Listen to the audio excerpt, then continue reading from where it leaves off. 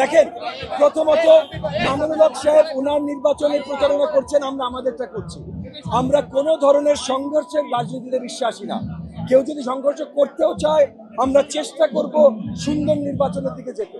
So Mamunul হক সাহেবকে তাদের রাজনীতি করতে দেন, আমরা আমাদের রাজনীতি করব। আমাদের রাজনীতি হলো এলাকার উন্নয়নের রাজনীতি, দেশ জাতির উন্নয়নের রাজনীতি। জনাব তারেক রহমান পুরো 20 কোটি বাংলাদেশি জনতার জন্য যেমন কাজ করছেন, 300 আসনে 300 জনকে উনি দায়িত্ব দিয়েছেন ওই আসনে লক্ষ লক্ষ জনগণের জন্য কাজ করবা। আমাকে দায়িত্ব দিয়েছেন এই ঢাকা 13, মোহাম্মদপুর, শেরেবাংলা নগর, আদাবরের জনগণের জন্য কাজ করবা। আমরা সেই কাজগুলো করছি। এই এলাকার সন্ত্রাস দমন করবার জন্য কাজ করছি।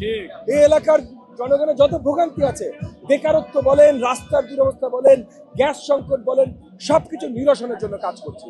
এবং আমরা দেখেছি অত্র এলাকায় একমাত্র আমরাই কাজ করছি। সো আমরা খুবই আশাবাদী, মানে আপনি যদি বলেন আমরা অত্যন্ত কনফিডেন্ট যে সামনের নির্বাচনটা জনগণ আমাদেরকে ধানের শীষ মার্কায় ভোট দিয়ে জয়যুক্ত করবে।